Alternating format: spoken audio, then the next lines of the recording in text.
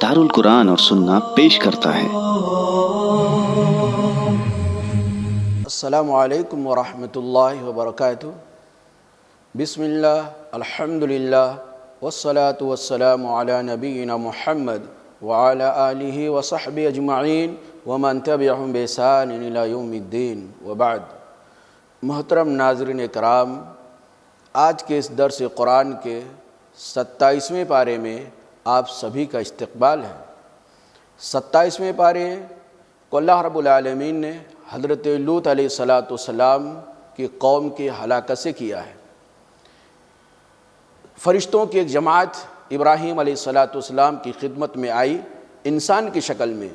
इब्राहीम अलैहिस्सलाम पहचान नहीं सके कि ये वाकई फ़रिश्ते हैं, लेकिन जब फ़रिश्तों ने अपना तारुफ़ पेश किया कि हमको अल्लाह रब्बुल आलमीन ने भेजा है और हम फ़रिश्ते हैं, हम इंसान नहीं हैं, हम खाने पीने वाली मखलूक नहीं हैं। इब्राहीम अलैहिस्सलाम ने उनसे सवाल किया, क़ाल फ़मा ख़त्बुकुम अय्युहल मुरसलून, ऐ रसूलों की यानी ऐ भेजे जाने वालों की जमात, यानी ऐ फ़रिश्तों की जमात जिनको अल्लाह ने भेजा है, इतनी बड़ी तादाद में आप लोग क्यों आए हैं? अगर हमें एक औलाद की बशारत देनी थी, एक बच्चे की बशारत देनी थी, तो अल्लाह रब्बुल आलमीन वही के ज़रिए से भी दे सकता था, या और अल्लाह रब्बुल आलमीन एक फ़रिश्ते को भेज करके दे सकता था। इतने सारे फ़रिश्तों, तुम सब क्यों अल्लाह रब्बुल आलमीन की तरफ से आए हो? क्या मकसद है आने का? क्या गायत है, क्या गर्द है?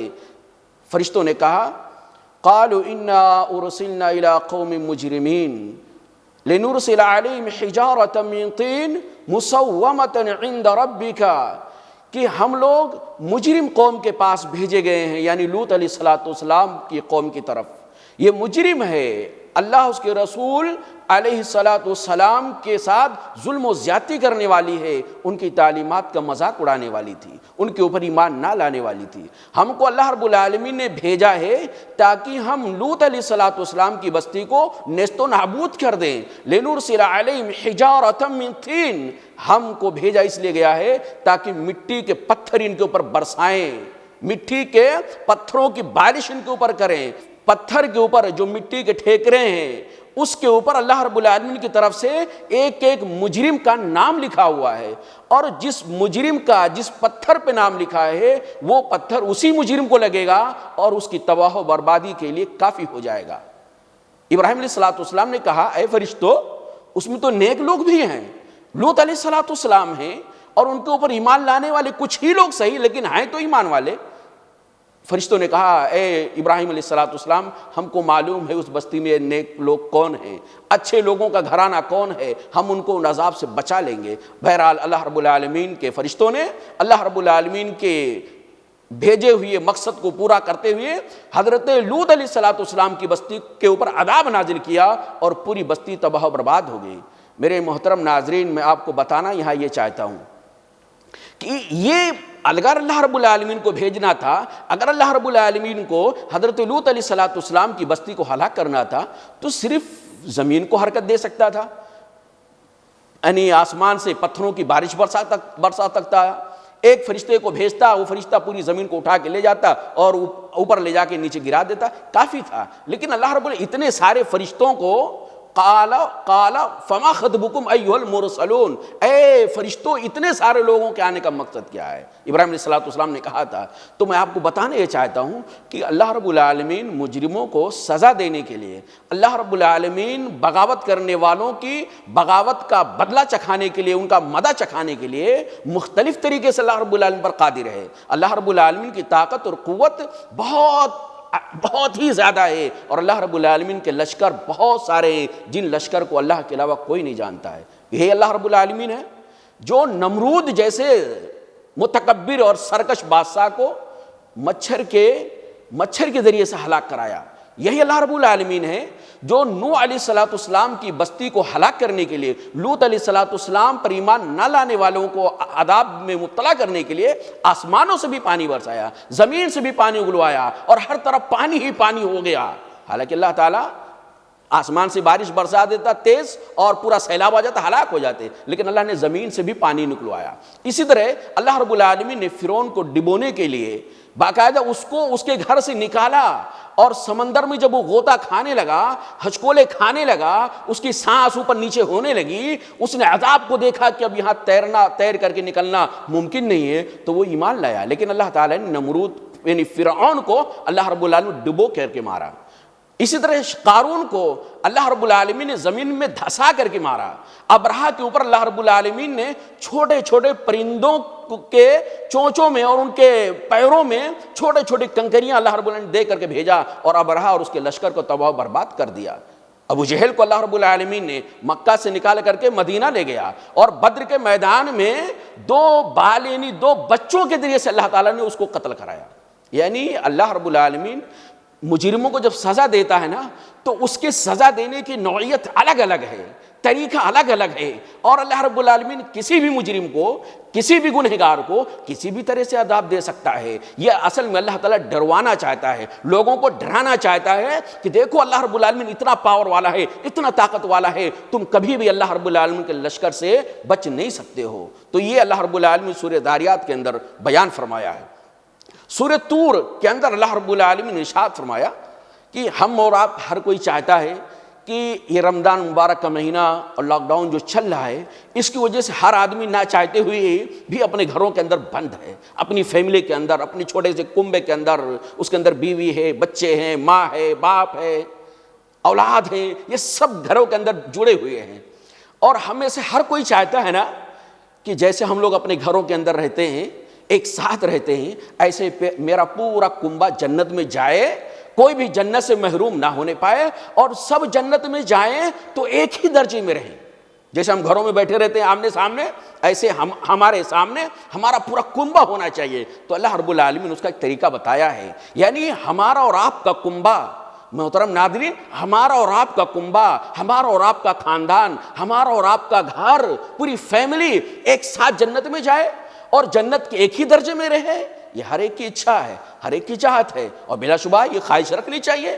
لیکن اس کا طریقہ کیا ہے؟ اللہ رب العالمین نے ارشاد فرمایا والذین آمنوا واتبعتهم ذریتهم بایمان, کہ وہ لوگ جو ایمان لائے, جو اپنا عقیدہ صحیح کیے, واتبعتهم ذریتهم بایمان, اور ان لوگوں کے ایمان کے اندر پیروی کیا ان کی ذریت نے. یعنی جیسا ایمان والدین کا تھا, جیسا ایمان ماں باپ کا تھا, جیسا عقیدہ ماں باپ کا تھا, اسی عقیدے کو, اسی ایمان کو جو کتاب و سنت کی روشنی میں مضبوط عقیدہ تھا, مضبوط ایمان تھا, اسی ایمان میں جو ان کی اولاد, آنے والی نسلیں ان کی پیروی کریں گی, ان کی اتباع کریں گی, تو اللہ نے بیان فرمایا الحقنا بہم ذریتہم, تو ہم قیامت کے دن یعنی جنت میں ان والدین کے ساتھ ان کے اولاد کو بھی جنت میں داخل کر دیں گے. اور جنت میں داخل ہی نہیں کریں گے, اللہ نے کہا یہ جنت میں داخل تو کرنا ہی کرنا ہے. الحقنا بہم ذریتہم, ان ماں باپ کے درجے میں ان کے اولاد کو بھی پہنچا دیں گے. وما علتناہم من عملہم من شیء, اور ہم ان کے عمل میں سے, کسی کے عمل میں سے ذرہ برابر بھی اجر و ثواب میں کٹوتی کرنے والے نہیں. یعنی اس آیت کریمہ کے حوالے سے اللہ رب العالمین نے ہم اہل ایمان کو بتایا ہے کہ اگر ہم اور آپ چاہتے ہیں, والدین چاہتے ہیں کہ اولاد کے ساتھ جنت میں جائیں, اور والدین اولاد چاہتے ہیں کہ ماں باپ کے ساتھ جنت میں رہیں, تو اس کا اللہ تعالیٰ نے نسخہ بتایا ہے, اور بہت قیمتی نسخہ ہے. وہ کیا ہے کہ ماں اور باپ کا جو عقیدہ ہے کتاب و سنت کی روشنی میں, ماں باپ کا جو ایمان ہے کتاب و سنت کی روشنی میں, نبی کریم صلی اللہ علیہ وسلم جیسا ایمان, نبی کریم صلی اللہ علیہ وسلم کے صحابہ جیسا ایمان. تو اگر ماں باپ کا ایمان ایسا ہے, عقیدہ ایسا ہے, توحید ایسی ہے, تو جن والدین کے اولاد اس ایمان کے لانے میں, عقیدے کی اصلاح میں ماں باپ کے طریقے پہ چلیں گے نا, تو اللہ تعالیٰ ان اولاد کو بھی ماں باپ درجے میں جنت میں پہنچا دے گا, چاہے اولاد کی نیکیاں اتنی زیادہ نہ ہوں جتنی زیادہ والدین کی ہوں. اللہ اکبر. اس لیے کہ اللہ تعالیٰ نے بیان فرمایا ہم ان میں سے کسی کے عمل میں, اس کا اجر دینے میں, اس کا ثواب دینے میں, اس کا بدلہ دینے میں ہم کٹوتی نہیں کریں گے. یعنی اگر ماں اور باپ, اس طرح والدین اور اولاد یہ سب جنت میں گئے, اب والدین بہت اونچے عہدے پر ہیں, بہت اونچے درجے میں, جنت کے ہم جانتے ہیں 100 درجے ہیں, جنت الفردوس سب سے آخری درجہ ہے. تو اگر ماں اور باپ جنت میں گئے تو کسی اور درجے میں، والد اولاد گئے تو کسی اور درجے میں، تو پھر وہ جنت کا مزہ نہیں رہ جاتا ہے. رہ جاتا مزہ؟ ہم اپنی اولاد کے بارے میں سوچتے رہیں گے، والدین کے بارے میں سوچتے رہیں گے، پتہ نہیں جنت میں آئے کہ نہیں آئے، آئے تو کہاں ہے. تو یہ ساری چیزیں ایک طرح سے جنت کا مزہ کرکرا جیسا لگے گا. اس لیے اللہ نے جنت بنایا اس لیے تاکہ کسی کا مزہ کرکرا نہ ہو. فل انجوائے، پورا کا پورا اللہ تعالیٰ یعنی مزہ لینے کا، اللہ تعالیٰ لطف لینے کا، اور اللہ تعالیٰ مکمل طور سے دلوں کا سکون اور آنکھوں کا سرور مہیا کرنے کے لیے جنت بنایا ہے. کسی اچھا کو ادھورا رکھنے کے لیے جنت نہیں ہے. تو اللہ رب العالمین بیان فرمایا اگر والدین کا ایمان بہت اچھا ہے، ان کی نیکیاں بھی بہت اچھی ہیں، ان کے اعمال بھی بہت اچھے ہیں، بہت روزہ نماز صدقہ خیرات اور اخلاص کے ساتھ کیا ہے، تو ظاہر سی بات ایمان کی وجہ سے جنت میں گئے، اور اعمال میں اچھے ہونے کی وجہ سے ان کا درجہ جنت میں بلند ہو گیا. اب اولاد کا معاملہ ہے، بچوں کا معاملہ ہے، ان کے بیوی کا معاملہ ہے، وہ ایمان میں تو برابر ہیں، عقیدہ تو صحیح ہے، توحید ہے، لیکن عمل میں تھوڑی کوتاہی ہے.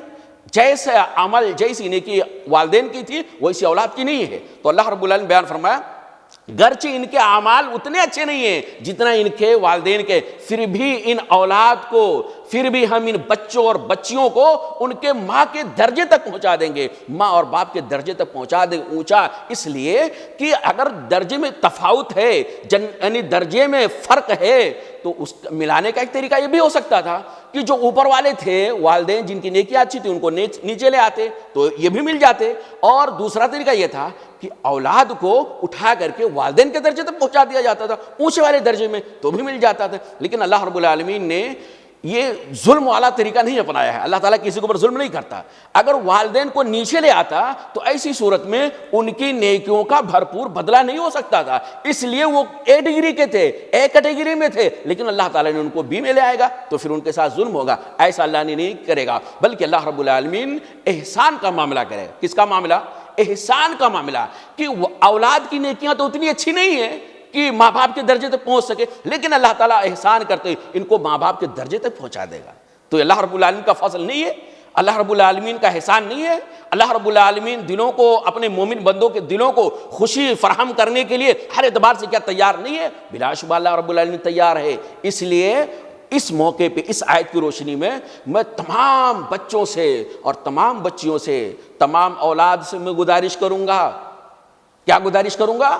کہ اپنے ماں باپ کے جنت میں درجات کی بلندی کی دعا کریں، اللہ تعالیٰ سے دعا کریں اللہ ہمارے ماں باپ کو جنت میں داخل فرما، اللہ ہمارے ماں باپ کے جنت میں درجات کو بلندی عطا فرما، اللہ تعالیٰ ہمارے ماں باپ کو اعلیٰ علیین میں داخل فرما، اور جنت الفردوس کے اندر اللہ تعالیٰ ان کو نصیب فرما. کیوں؟ اس لیے کہ اس میں صرف ماں باپ کا فائدہ نہیں ہے، اولاد کا بھی فائدہ ہے اور بہت فائدہ ہے. اس لیے کہ اگر ہم اپنے ماں باپ جیسا ایمان رکھیں گے، جو توحید والے ہیں، جو موحد ہیں، جو کتاب و سنت کے طریقے کے مطابق عقیدہ اور عمل اپنانے والے ہیں، اگر ان کے طریقے ہم رہیں گے، گرچہ ہمارے اعمال کم ہوں گے نا، تو ہم اپنی دعاؤں کے ذریعے سے، ان کے لیے بلندی درجات کی دعا کے ذریعے سے، ان کے لیے استغفار کی وجہ سے ہم ماں باپ کے درجات کو تو بلند کر ہی رہے ہیں، ساتھ ہی ساتھ اپنے آپ کو بھی وہاں تک پہنچانے کے مستحق بنا رہے ہیں. اس لیے میری اولاد سے گزارش ہے کہ اپنے ماں باپ کے جنت میں درجات کی بلندی کے لیے اللہ تعالیٰ سے دعا کریں کہ اللہ تعالیٰ ہمارے ماں باپ کو بلند درجہ نصیب فرمائے جنت کے اندر، اور ہم سب کو اپنے ماں باپ کے ساتھ جنت کے اونچے عہدے پر اللہ تعالیٰ رہنے کی توفیق عطا فرمائے. آمین یا رب العالمین. اس کے بعد اللہ رب العالمین نے سورہ واقعہ کے اندر بیان فرمایا کہ میدان محشر میں لوگوں کی 3 قسمیں ہوں گی، لوگ 3 حصوں میں بڑھ جائیں گے. ایک کا نام اللہ تعالیٰ نے کہا اصحاب المیمنہ یا اصحاب الیمین، دونوں قرآن مجید میں ہے اور اسی سورہ کے اندر ہے. اصحاب الیمین یعنی وہ لوگ جو اللہ رب العالمین کے دائنے سائڈ میں ہوں گے، اللہ رب العالمین کے دائنے سائڈ میں ہوں گے، ان کا نام اعمال ان کے دائنے ہاتھ میں دیا جائے گا، اور یہ خوش نصیب لوگ ہیں، بہت خوش نصیب لوگ ہیں. اور اس کے بعد دوسرا اصحاب المشأمہ یا اصحاب الشمال یعنی وہ بائیں سائڈ والے، تو یہ اللہ رب العالمین کے بائیں سائڈ میں ہوں گے، عرش کے یہ لوگ بائیں سائڈ میں ہوں گے. یہ بدبخت قسم کے لوگ ہیں، ان کی قسمت پھوٹی ہے، ان کا نام اعمال ان کو پیچھے سے بائیں ہاتھ میں دیا جائے گا، یہ ان کی ناکامی کی دلیل ہوگی. اس کے بعد اللہ نے بیان فرمایا والسابقون، اور اس کے بعد سابقون والے ہیں، تیسرا درجہ سابقون والوں کا ہے. یعنی سبقت کرنے والوں کا، نیکی کے نام پہ مر مٹنے والے اور نیکی کا نام سن کر کے نیکی کی طرف دوڑ جانے والے. تو اللہ رب العالمین بیان فرمایا سابقون کا کیا معاملہ ہے؟ یہ تو بھائی ہی وہ اعلیٰ قسم کے. مفسرین نے لکھا ہے یہ سابقون جو ہیں یہ بالکل اللہ رب العالمین کے عرش کے سامنے ہوں گے، اللہ رب العالمین کے سامنے ہوں گے. اور ظاہر سی بات ہے جو بادشاہ کے سامنے ہوتا ہے اس کا رتبہ زیادہ ہوتا ہے، اس کی عزت و تکریم زیادہ ہوتی ہے.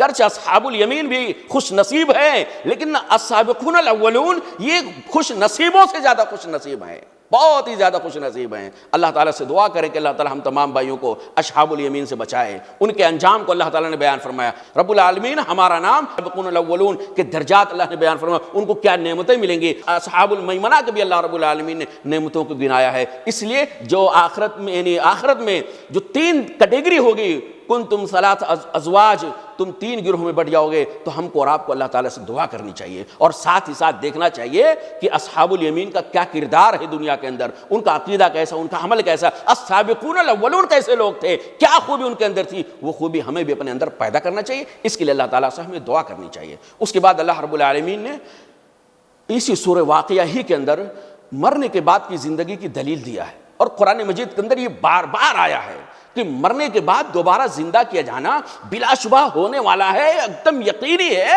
اس میں کوئی شک نہیں ہے. عقل بھی اس کے بات کو تسلیم کرتی ہے، نقلاً بھی یہ بھی ثابت ہے کہ قیامت ہونی چاہیے. اور اللہ رب العالمین نے اس سورہ واقعہ کے اندر مرنے کے بعد زندگی کی کیا دلیل دیا. اللہ رب العالمین نے ارشاد فرمایا نحن خلقناکم فلولا تصدقون، ہم نے ہی تم کو پیدا کیا نا. تم کو کس نے پیدا کیا؟ ایک وقت تھا کہ حل اتى علی الانسان حین من الدہر لم یکن شیئا مذکورا، ایک وقت تھا کہ انسان کا نام و نشان بھی نہیں تھا، کوئی اس کو یاد نہیں کرتا تھا ہی نہیں. ارے اس کا عطا پتہ نہیں تھا، اس کا سر پیر کا وجود ہی نہیں تھا، اس کا نام و نشان نہیں تھا. اس کی پیدائش سے پہلے کون اس کا جانتا تھا؟ ہم کو ہماری پیدائش سے پہلے کون جانتا تھا؟ آپ کو آپ کی پیدائش سے پہلے کون جانتا؟ کوئی نہیں جانتا تھا. اللہ نے بیان فرمایا کہ ہم نے تم کو پیدا کیا پہلی بار، فلولا تصدقون، تو تم لوگ پھر تصدیق کیوں نہیں کرتے ہو؟ اچھا بتا افرأیتم ما تمنون، اچھا یہ جو منی کا قطرہ یعنی ماں کے رحم میں جاتا ہے، عورت کے رحم میں جاتا ہے، انتم تخلقونہ ام نحن الخالقون، اس پانی کے نطفے کو اللہ اکبر خوبصورت انسان کی شکل میں ڈھالتا تو ہے یا میں ڈھالتا ہوں؟ انتم تخلقون ام نحن الخالقون، کیا اس پانی کے نطفے کو تم لوگ انسان کے شکل میں ڈھالتے ہو یا میں ڈھالنے والا ہوں؟ کون بنانے والا ہے؟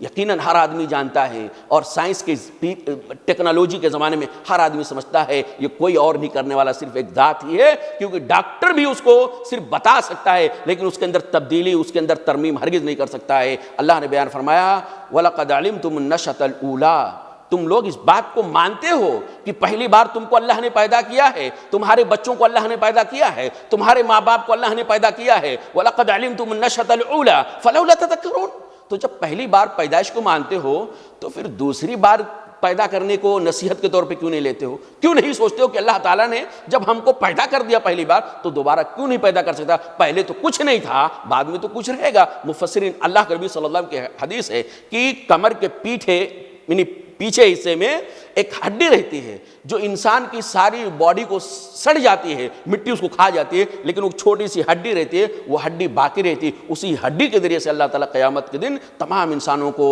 دوبارہ زندہ کرے گا. اور اللہ تعالیٰ وہ ہڈی نہ بھی رہے تو بھی اللہ تعالیٰ عدم سے وجود بخش سکتا ہے، تو سب مٹنے کے بعد بھی اللہ تعالیٰ پیدا کر سکتا ہے. رب العالمین سے دعا ہے کہ اللہ تعالیٰ ہم تمام ناظرین کے نیک خواہشات کو قبول فرمائے، جنت کے اعمال کی طرف دوڑنے کی توفیق عطا فرمائے. رب العالمین ہم سب کو گناہوں سے، برائیوں سے، جرائم سے اور ایسے کاموں سے اللہ تعالیٰ ہم کو بچنے کی توفیق عطا فرمائے جو تیری ناراضگی کا سبب ہو. آمین. اقول قولی ھذا استغفر اللہ لی ولکم ولسائر المسلمین فاستغفروہ انہ هو الغفور الرحیم. ہمارے YouTube چینل کو سبسکرائب کیجئے، لائک کیجئے، فارورڈ کیجئے اور بیل آئیکن ضرور دبائیں تاکہ آپ کو ہمارے اسلامک ویڈیو کی نوٹیفیکیشن ملتے رہیں.